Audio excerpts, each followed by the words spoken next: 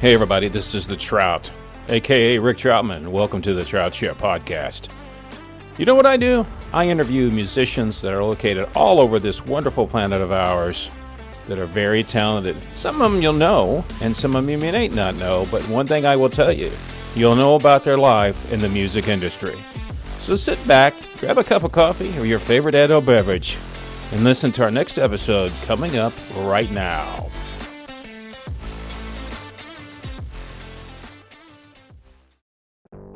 Hey everybody, it's the Trout, and welcome to another podcast of the Trout Show. Thanks for stopping by. Today I interview a very talented singer-songwriter out of Toronto, Canada, named Suzi Kory. Suzi's going to talk about making her way down to Texas to compete in the Texas Sounds International Country Music Awards. She's had a great life as a musician, songwriter. She's becoming a book writer now. She has a very interesting life, and I call her the Renaissance music lady. So sit back and enjoy this episode of Suzi Kory. That's next on The Trout Show.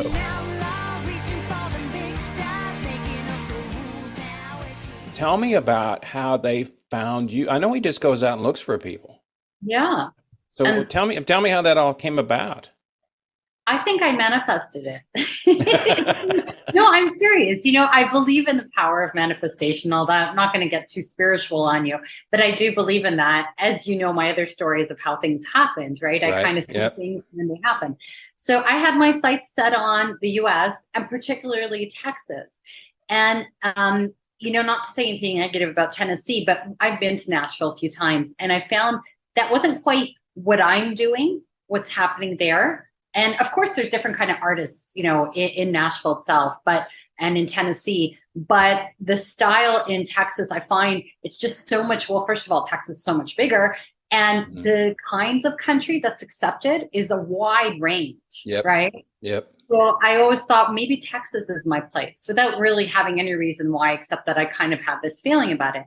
And then I get contacted by Preston Taylor from Texas Sounds International Country Music Festival or Awards. And, you know, they said, we found you online and we really like your music and we'd love to nominate you at these awards and possibly have you come and perform. And I was like, that's crazy, because I've been looking at Texas. You know, I've been a couple of times. I've been to Houston, I've been to Austin, and I loved it. So, you know, I feel it wasn't by accident that this happened. It was kind of, I always think sometimes there's, you know, I don't know if it's coincidence, or I think you have to try to do things, attempt to do things, or you never do anything. Things happen when you do stuff. Well, you know, and that's why I talk about this manifestation thing. And when you say that, people automatically go, oh, you know, you just sit there and imagine things in your mind. It's like, but that's only a portion of it. Yeah. The other portion is taking a step and doing something, right? Yeah. So as you know, I do things, and I try and do things outside of the scope that normally people, like if you live in Toronto, you're looking in the surrounding area here of what you can do. But I try and think even bigger than that. Like, what else can I do? Like, going to Brazil, you know, I performed there, or going to Los Angeles, which is where Japan. I performed. Yeah, or Japan, you know. So, but it's like you got to think bigger and then do something about it. Go out there and try, because you never know. You just plant all these little seeds, and then things come of it that you can't even imagine. You know what it is, though, Suzi? It's the fact that you take a risk. Yeah. And I know from the people that have been on this show, and a lot of them, the ones that, there's some just starting out, starting out their careers. And then other ones, and if you see the ones that have been successful, somewhere along the line, they took that risk. Yeah. You know, they did something outside the box of comfort of them to do something and said, hey, I got to do something. And, you know, you do have to have talent. You know, if that doesn't come into play, then you're not going anywhere. Yeah. But I just think that's two things that if somebody has asked me, what do you see the commonality with everybody that you interview? They start at a young age. Okay. They're driven by their music prowess. It doesn't matter what you play. It's just in your soul that you can't get it out. Oh, I got another song. I got to play a song. And third, they take that risk to move their career somewhere. So you get, if I remember, 15 minutes to play. Isn't that what it is?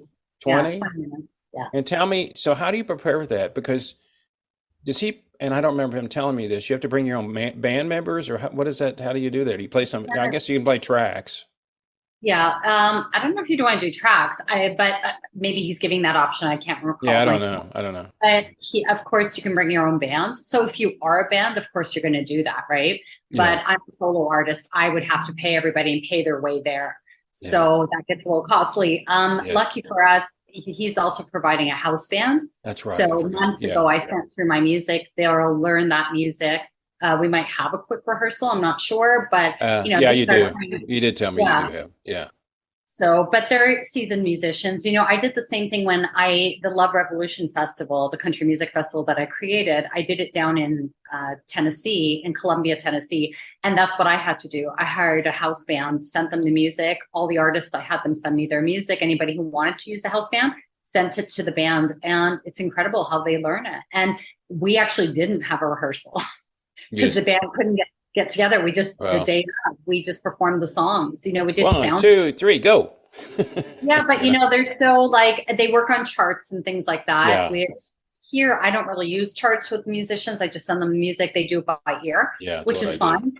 But but with charts, it's pretty straightforward. And of course, they listen to the song, the original, and then, it went off without a hitch. There was no mistakes or anything like that, and that's pretty incredible when you've had no rehearsals.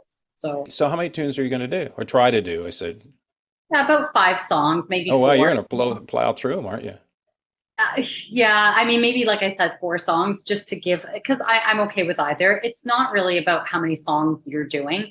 For me, it's do them well. And it would have been great to have proper rehearsals and kind of jam on things, and it just changes the vibe of it. But of course, you have to do with what you can with the time that you have and the resources that you have. So I still think it's going to be so much fun. I'm excited about it. I always love meeting new musicians, new artists. So the whole experience for me, this is incredible. What else have you been doing with your music, though?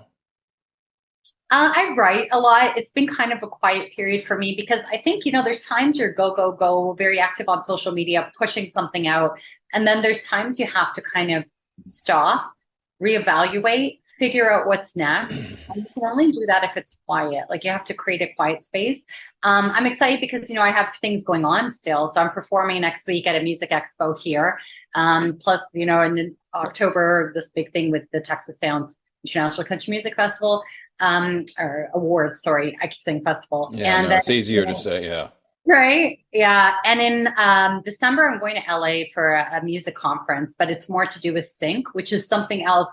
I'm starting to look more behind the scenes on things. So, you create this music, but what are you going to do with this music? It's not just about performing. And I'm okay with not being in the forefront.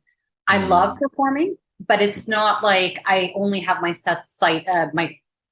sights set on being famous.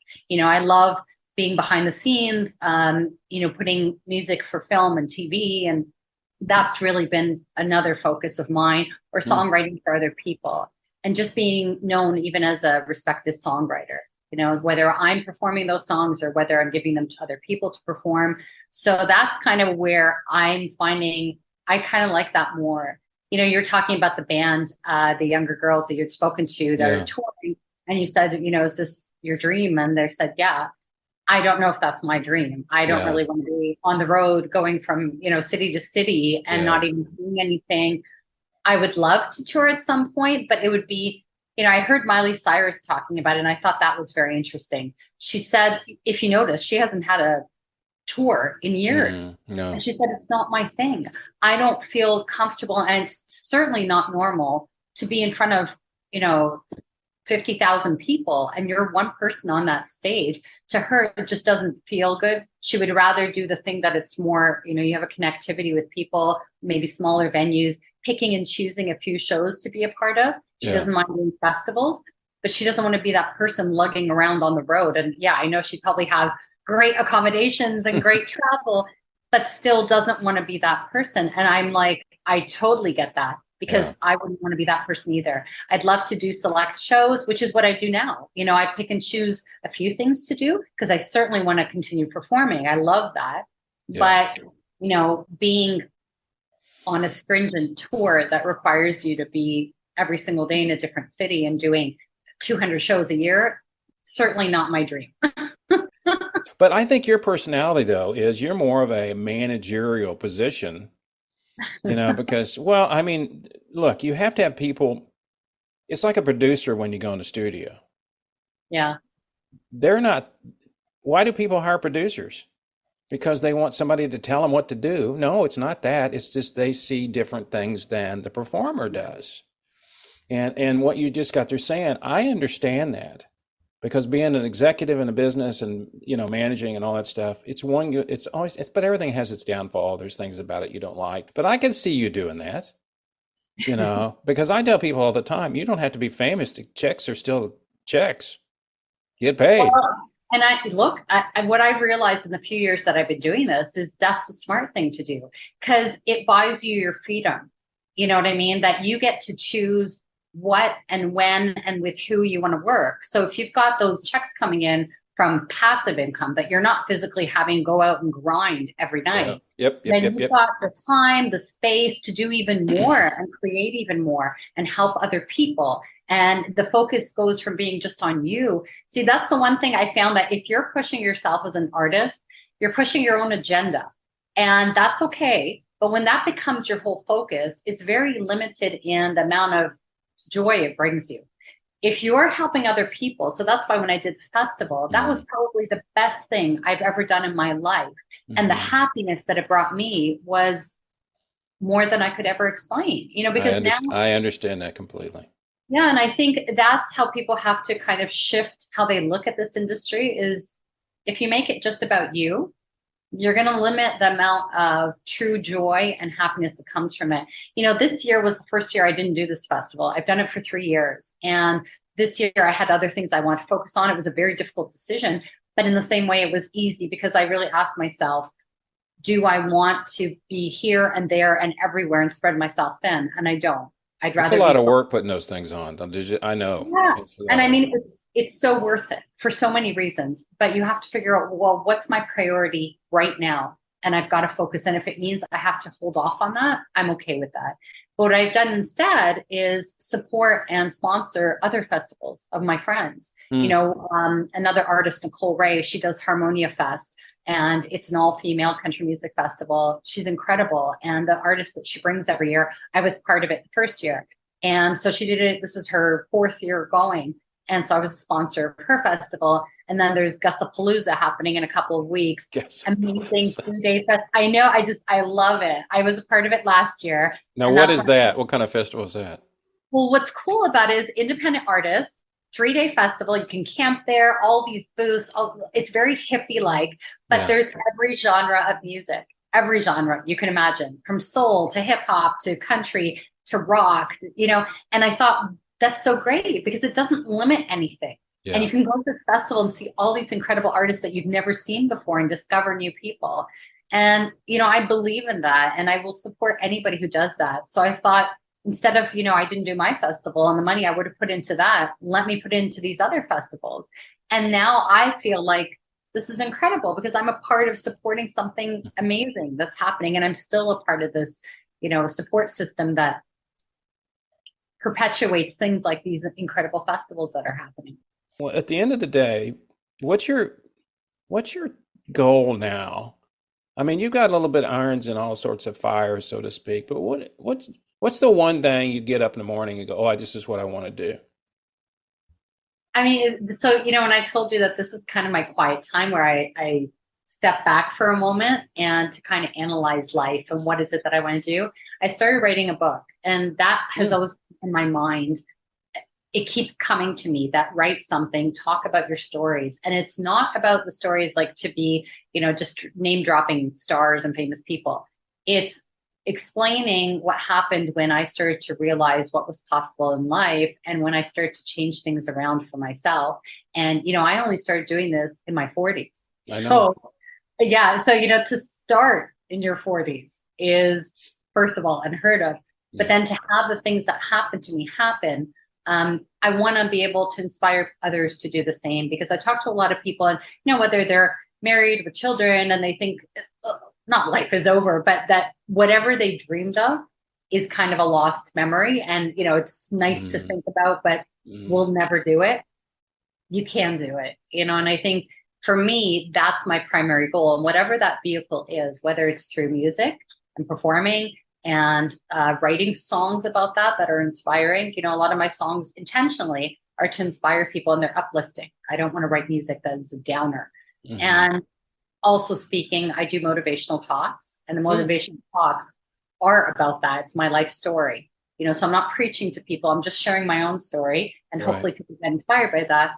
And the next step for me would be that, writing a book, and kind of, for me, it gives me a chance to think about everything that's happened and understand everything and what it has meant, on a deeper level than just going, oh, I met Axl Rose. No, but there was a lot more. Why did I end up meeting him? What did that do for me? That's what instigated everything that happened now in my 40s, was that moment of meeting him. It brought back everything that I remembered when I was 14. I first saw him perform, and that I had this dream that I wanted to do. So here I am at 40 meeting him, and I realized, okay, there's a reason why, I was able to do that.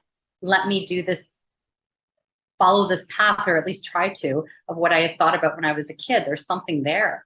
So I believe that you don't have these dreams for nothing. No. And so when people daydream about things, those daydreams are for a reason. They come into your mind because it's something that's supposed to come into your existence. And it's something bigger than you trying to tell you, look, you can make this happen. That's why we're putting it in your mind to begin with. Yeah.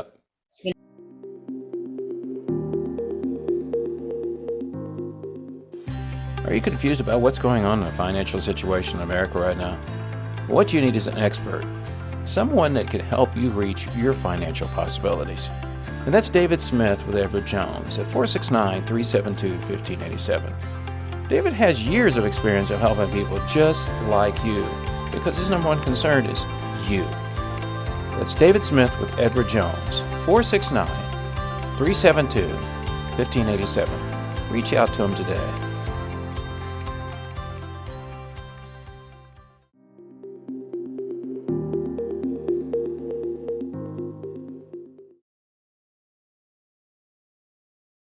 Like, are you crazy? People flying in the air? Like, what are you, nuts? And I'm sure they are, but if that person hadn't had that dream and that thought, we'd never have planes. So yeah, it's the same thing on, with anything in life. It's like being a performer. Yeah. I've always said, when I see people being like, all nervous and everything, and I'm like, you shouldn't be nervous. What you should be is like, it's not about you. You are there to entertain. Yep. And it's about the audience. Yep. And, if you focus on yourself, how am I looking? How am I sounding? Of course, you want to deliver a great job, but it's all about, what are you giving to people? You know what I mean? It's not are you looking cool up there on stage? It's just be honest, be genuine, and people will love it. I saw at the Guns N' Roses concert, the openers were the Pretenders. Yeah, I was going to ask you about that. Unbelievable. I've never seen Chrissie Hynde live, and she blew it out of the water. Like, Chrissy's a great performer. But she's so cool. She's like Slash. She doesn't run around. She doesn't care. I mean, no. That's the attitude. I always had this feeling that she just doesn't care. I write songs, I do songs, and I like some of their tunes. Chrissy's in her 60s. I know that. But she sounded amazing. She looked amazing. She was kind and nice, and, made little jokes and made people laugh and whatever. And just so appreciative she kept saying, Guns N' Roses are awesome. I'm thankful to be on this tour. Just said a lot of nice words about them as well. And I think Axl, not at the Toronto show, but he's brought her up on stage to do a song or two with him. So it looks like they're having fun, and that's great. Well, and for her, it brings a new group of people that never did know who the Pretenders are. Yeah. They didn't have any idea. A lot of people were there for the opening. Usually people don't come for the opening act. It's half full. I have a video of it. There's like a lot of people there. You want to see Chrissie Hynde? Yeah. Yeah. I went at 6:00. The whole concert didn't end until 11:20 at night. I was there at 6:00 to see her, to make sure I didn't miss. To bring a sack lunch. I appreciate your time again, kiddo. And same here. And I'm going to see you in October. When is that again? I forgot. It's like the 18th to the 22nd. Yeah, you probably will. Yes, I will. Go serve some food. I promise you a big hug if you come, okay? Oh, well, then I have to come. Yes. Now you got it on tape, on record. Have a great day. All right. You too. Talk to you. See ya. Bye. Bye.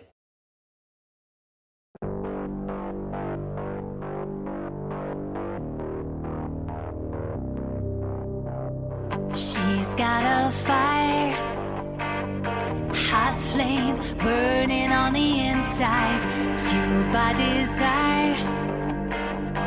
Got caught, trapped in a landslide. Last chance left to fight, gonna make it count. Knock 'em down when they say you'll never make it now. Time to take it higher. 3, 2, 1, go. 'Cause she's an outlaw.